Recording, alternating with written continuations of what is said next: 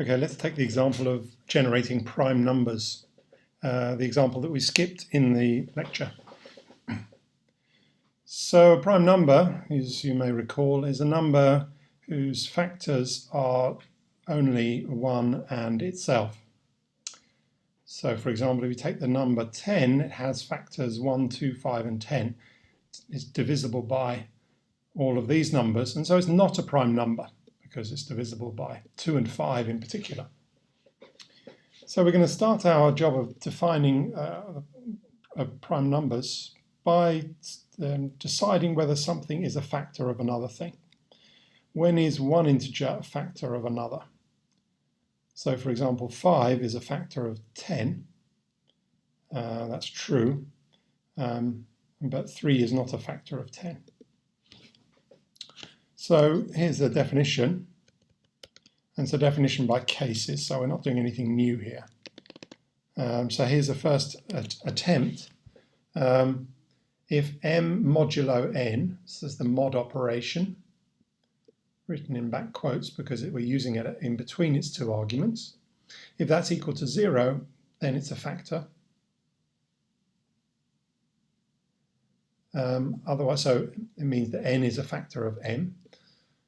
Otherwise, it's false. So if you remember the examples we talked about earlier, if you have a Boolean result, you shouldn't be using guards. So this is not the right way to write this definition.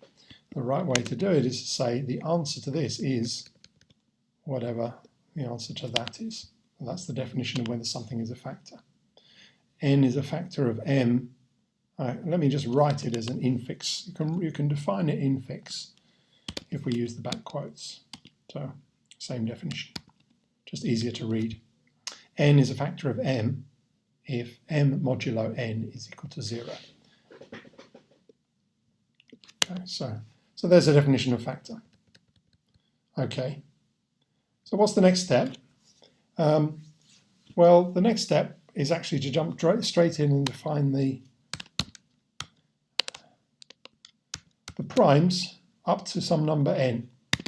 So it's an integer to list of integer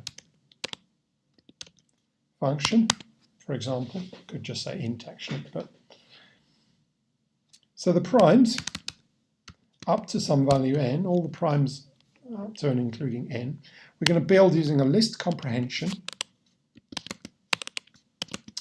And that list comprehension is going to use a generator of the numbers from 2 up to n. So a candidate prime is going to be taken from all the numbers up to 2 to n. And we're going to keep that candidate prime if it is indeed a prime. So what does it mean for a number c to be prime? It's prime if its factors are 1 and c. So I've jumped ahead of myself a little bit. I need to define what factors is. Let me define this as a local definition. So the factors of some number n, let's call it some number m, and reuse the n above. So this is a definition that we're only going to use inside primes. So what are the factors? It's the list of all numbers k, where k is taken from the list from 1 up to m,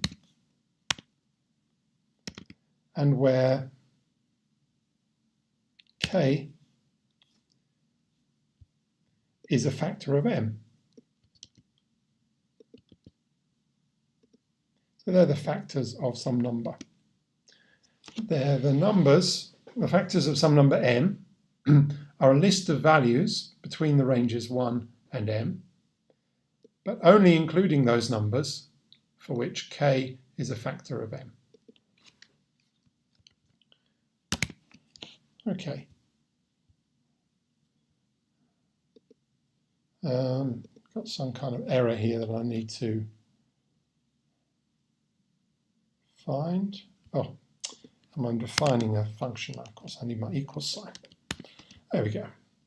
So now we can look at the primes up to 20. You probably recognize the prime numbers up to 20. There they are. I don't know how big we can go. This is not a very efficient way of, it's a very inefficient way of working out prime numbers. So you can do some reasonable number of prime numbers. We'll get about the first 20, all the prime numbers below 20,000.